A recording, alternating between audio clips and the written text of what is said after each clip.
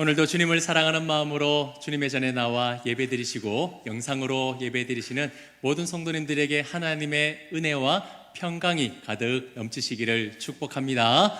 우리 그런 기대하는 마음으로, 축복하는 마음으로 우리 옆에 계신 분들과 서로 인사 나누겠습니다. 사랑합니다. 축복합니다. 사랑합니다. 축복합니다. 감사합니다. 먼저 오늘 어버이 주일로 예배드리게 하신 하나님께 감사와 찬양과 영광을 올려드립니다. 그리고 가슴에 카네이션을 달고 계신 모든 어버이들께 사랑과 감사의 마음을 전해드립니다. 새벽으로 낮으로 그리고 자녀들을 위해 기도하셨고 먹을 것, 입을 것 아껴가며 가정과 교회를 위해 헌신하고 세워나가신 우리 성도님들이 계셨기에 오늘이 있습니다. 지금까지 노고에 진심으로 감사드리고 믿음의 눈물과 그 인내의 시간 하나님께서 모두 다 기억하고 계신 줄 믿습니다. 하나님의 위로와 축복이 오늘 이 자리에 계신 모든 성도님들에게 가득 넘치시기를 원합니다. 이번 주 어떤 성도님께서 저에게 어버이날과 효에 대한 그런 글을 보내주셨습니다. 참 귀감이 되는 좋은 내용이라서 설교를 시작하면서 우리 성도님들과 함께 나누면 좋겠다는 생각이 듭니다. 우리 성도님들, 사실 이 어버이날이 처음에는 어머니의 날이었다는 것을 기억하고 계십니까? 왜 어머니의 날이었을까요? 6.25의 상처가 아직 아물지 않았던 1956년 정부는 4월 17일 날 열린 그 국무회의에서 5월 8일을 어머니의 날로 지정했습니다. 그 이유는 전쟁으로 남편과 자식을 잃고도 억척스럽게 그 가족을 지켜낸 그 어머니의 희생과 헌신을 기억하고 위로하기 위해서였습니다. 이것은 당시 미국의 영향도 있었는데요. 미국은 5월 둘째 주 일요일, 주일을 어머니의 날로 기념하여 지키고 있었습니다. 우리나라도 그 영향을 받아서 어머니의 그 헌신을 기리고 또한 동시에 효를 중요하게 생각하는 우리 그런 유교적인 가치를 다시 세우고자 하는데 다 같이 뜻을 모았습니다. 대신에 행정 편의상 미국처럼 하는 것이 아니라 고정된 날짜를 정해서 어머니의 날로 지정했는데 그것이 5월 8일이었습니다. 그렇게 17년 동안 어머니의 날을 제정하여 지키고 있었는데 한쪽 편에서 섭섭한 목소리가 들려지기 시작했습니다. 누구였을까요? 어떻게 그렇게 잘하십니까? 물론 어머니의 희생이 너무 위대하고 감사하지만 나라와 가정을 위한 아버지의 수고도 적지 않다. 아버지도 기억해달라라는 목소리가 들려지기 시작했습니다.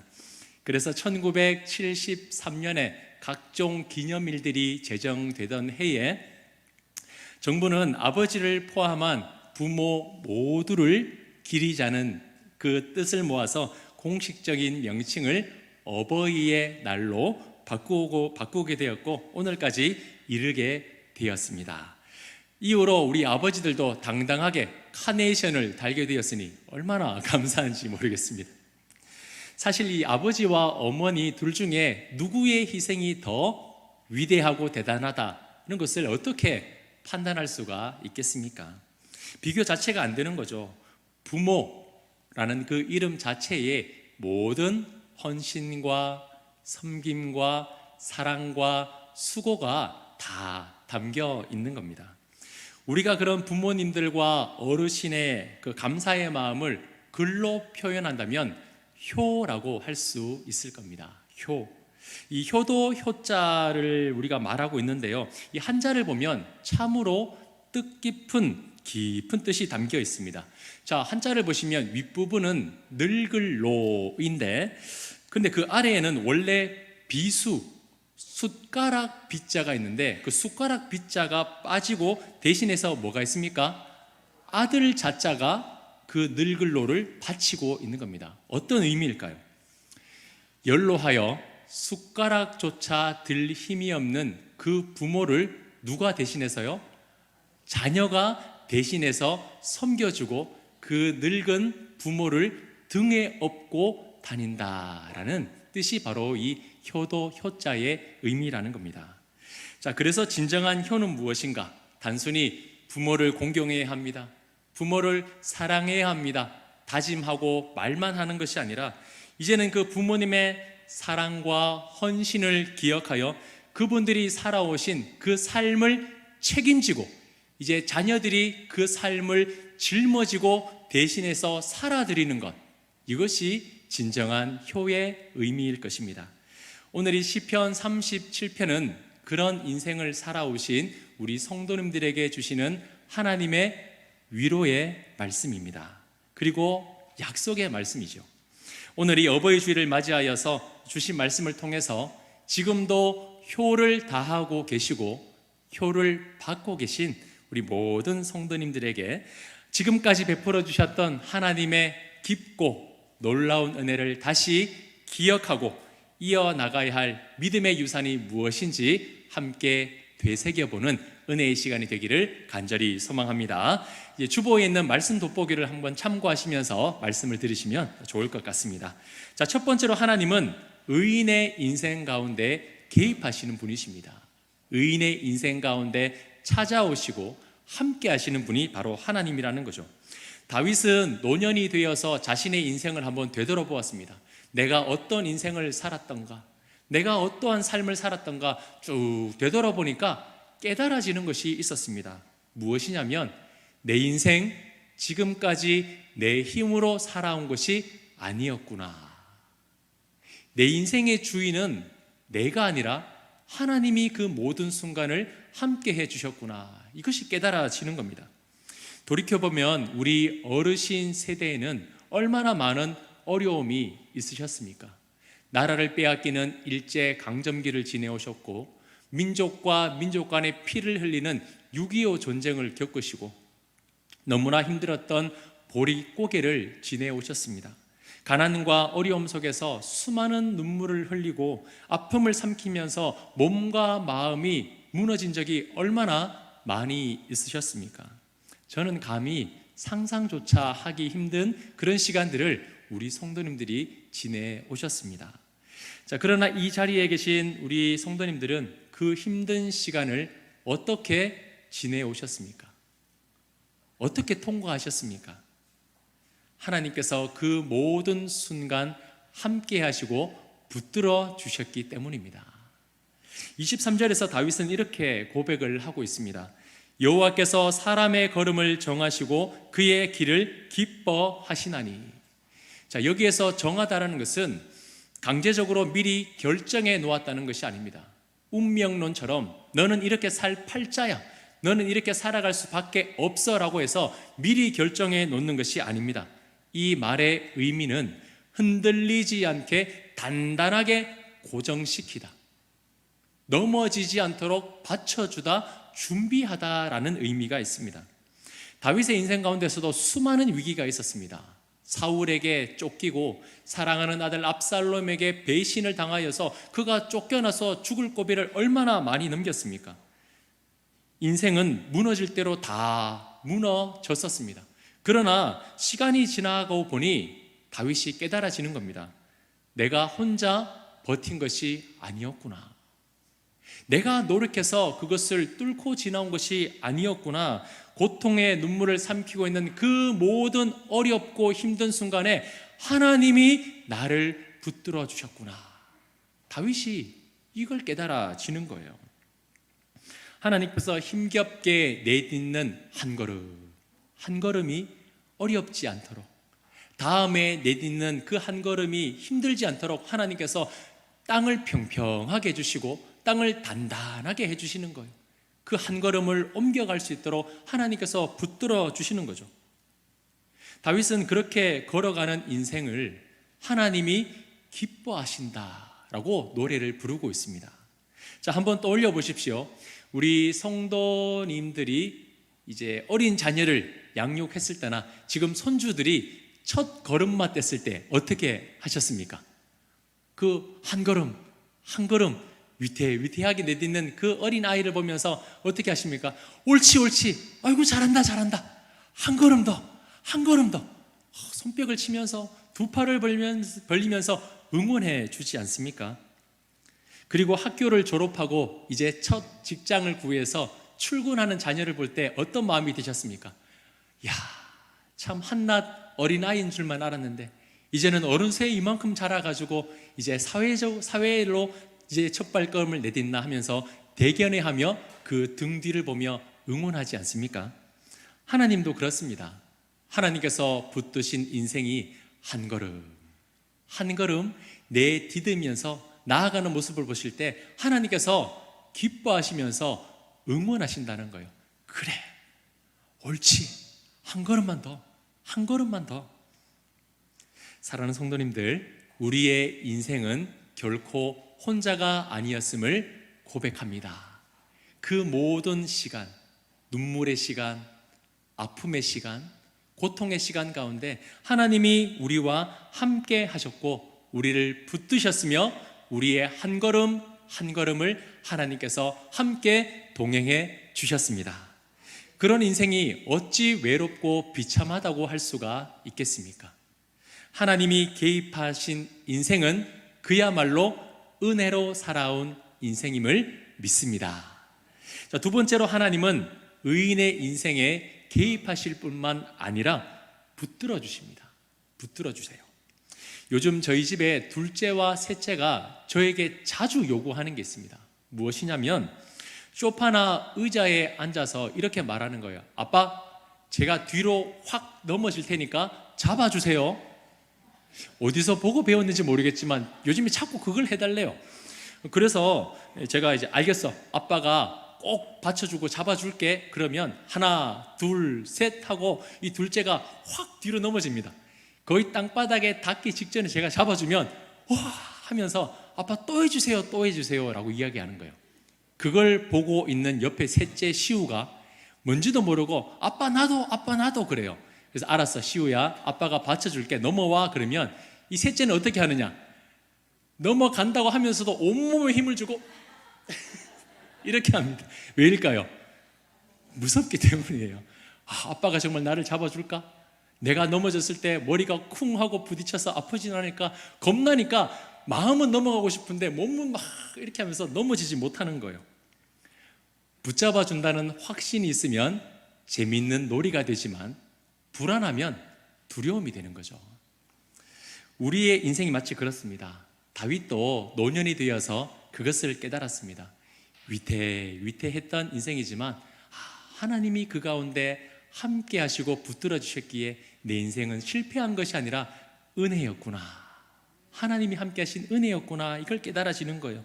자, 그러면서 24절에 이렇게 또 고백을 하고 있습니다. 우리 같이 한번 한 목소리로 읽겠습니다. 그는 넘어지나 아주 엎드러지지 아니함은 여호와께서 그의 손으로 붙드심이로다. 아멘. 자, 여기에서 넘어진다는 것은 작은 돌뿌리에 걸려서 넘어지는 겁니다. 작은 돌뿌리에 걸려 넘어지는 것, 뭐 큰일입니까? 아니죠. 툭툭 털고 다시 일어서면 됩니다. 그것만큼 작은 실수입니다. 작은 시련이고 고난이죠. 이런 넘어짐은 그냥 툭툭 털고 일어날 수 있습니다. 회복이 가능한 넘어짐입니다. 그러나 그 다음에 나오는 아주 엎드러짐은 완전히 차원이 다른 이야기입니다.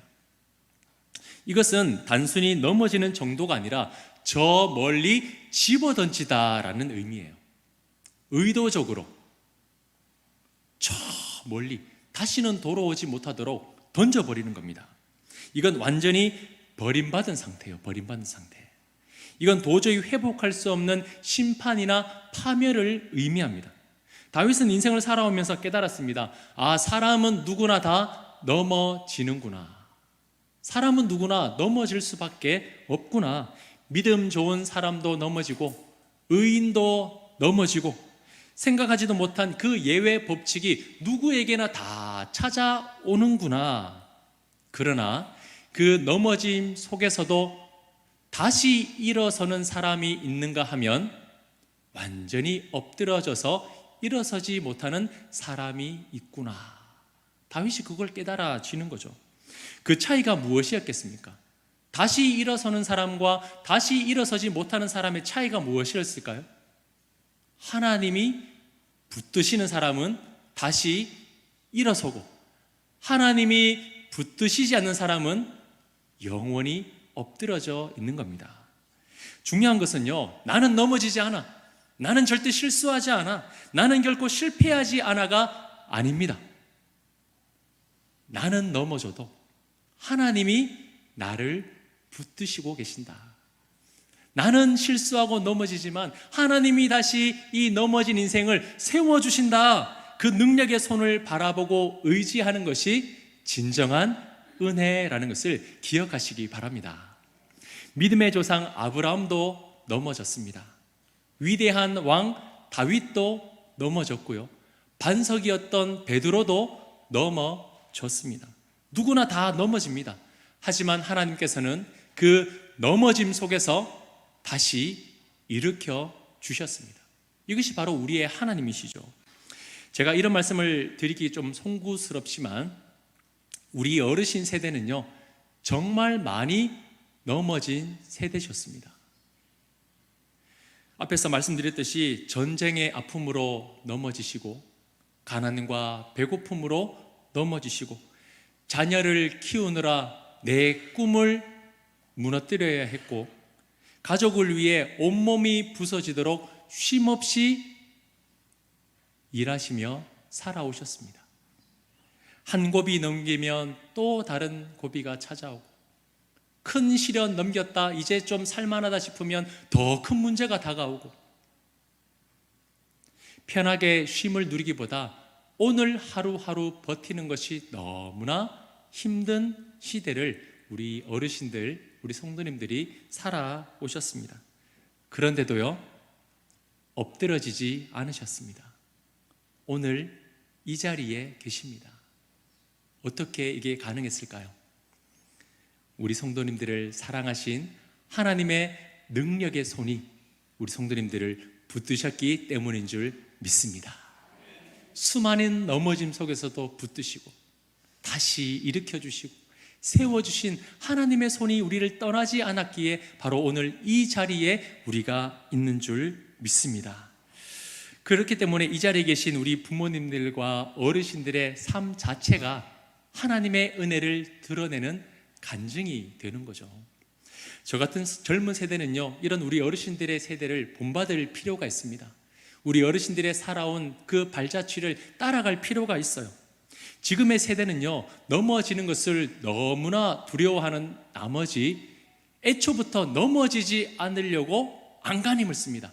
난 넘어지면 안 돼, 난 넘어질 수 없는 사람이야, 이렇게 해서 버티는 거예요. 그러다 보니까 어떻게 합니까? 조그만 일을 당해도요, 스스로 엎드려져 일어서지 못하는 경우가 참 많이 있습니다. 작은 돌부리에 걸려 넘어졌는데도 툭툭 털고 일어나지 못하고 그 자리에 주저앉는 경우가 있어요. 최근에 이슈가 되는 뉴스가 있는데요, 이런 제목의 기사가 올라왔습니다.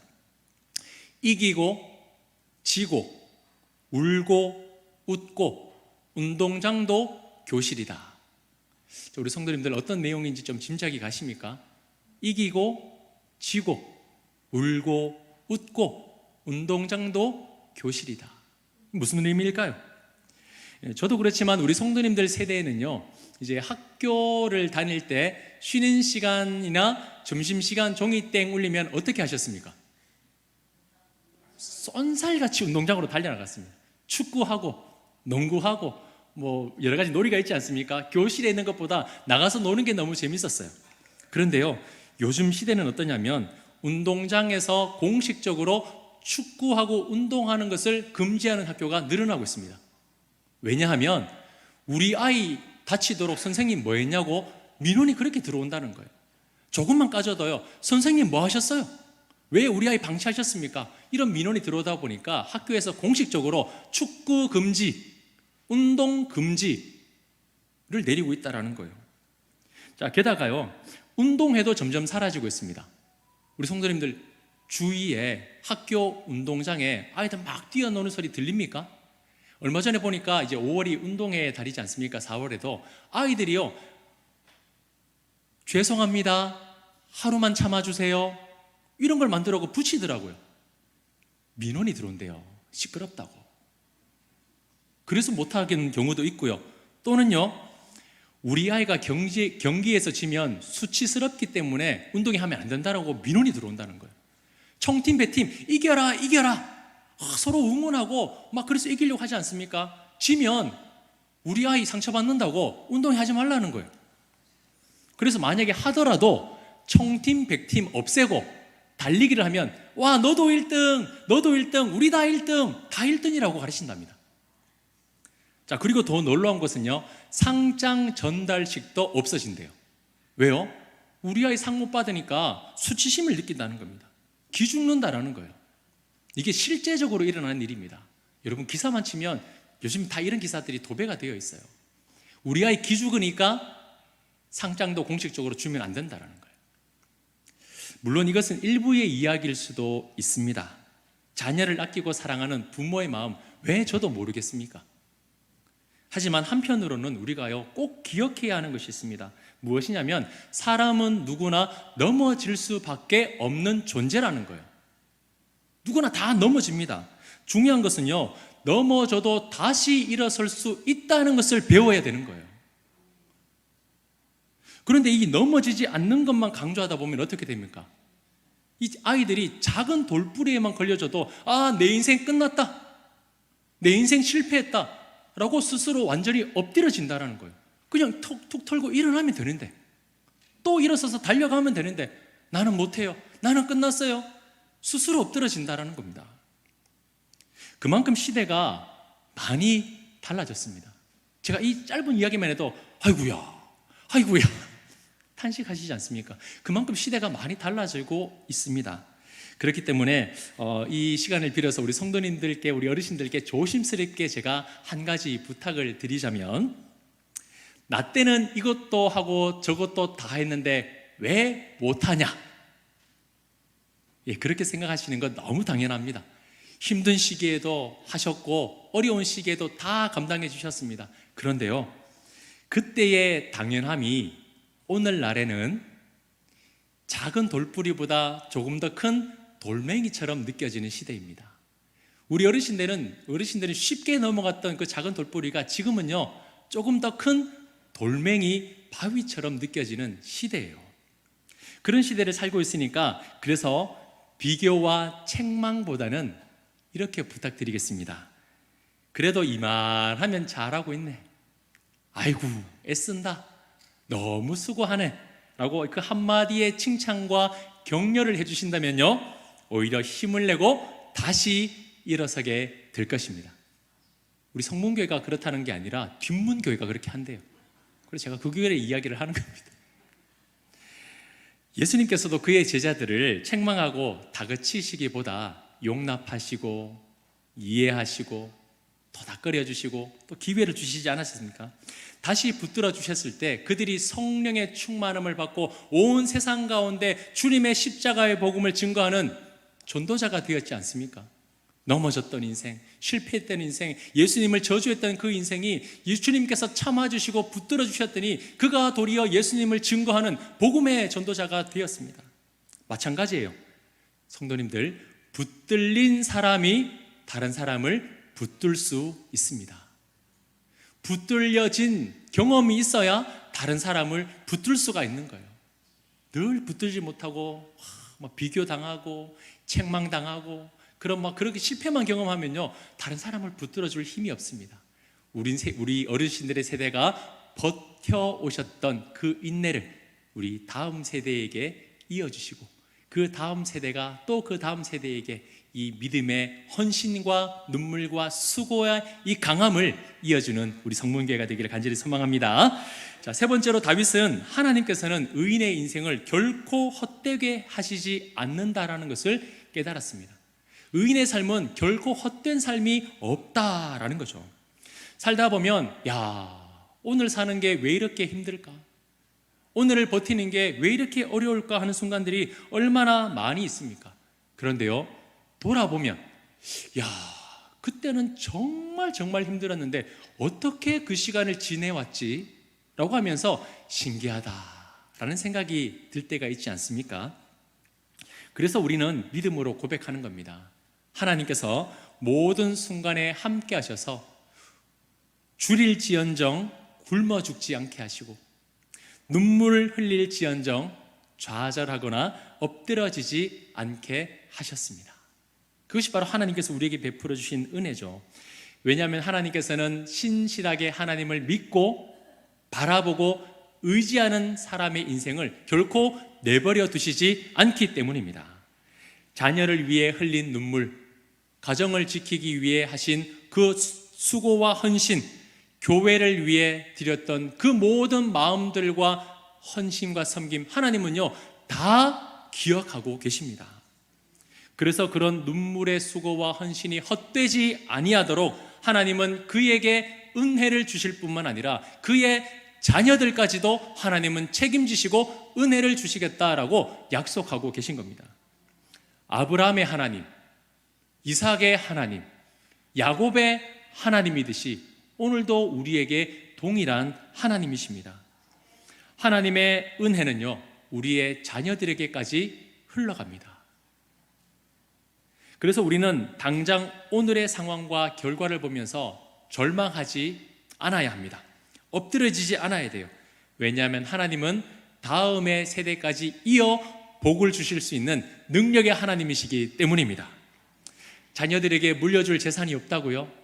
목사님, 저는 자녀들에게 뭐 줄 게 하나도 없어요. 제 인생은 실패했는가 봐요. 아닙니다. 오늘 이 자리에 우리 성도님들이 나와 예배하고 있다는 것은요 예수 그리스도를 나의 구원자로 영접하여 영원한 영생의 선물을 받은 그 어떠한 것보다 가치 있는 신앙의 유산인 줄 믿으시기를 바랍니다. 내가 주는 것보다 온 세상 만물의 창조주의 주인 되시는 하나님이 주시는 것이 더 크고 놀랍지 않겠습니까? 그런 하나님이 다윗의 입술을 통해서 우리에게 영원한 약속을 주셨습니다. 자, 26절 말씀 우리 다 같이 한번 읽겠습니다. 시작. 그는 종일토록 은혜를 베풀고 꾸어주시니 그의 자손이 복을 받는도다. 아멘. 이 복을 받아 누리시기를 주님의 이름으로 축복합니다. 아멘. 자, 이스라엘의 지도를 보면요 북쪽 가장 위에는 갈릴리 호수가 있습니다. 그 갈릴리 호수로부터 시작해서 중간에 요단강이 흐르고요 마지막에는 사해가 있습니다.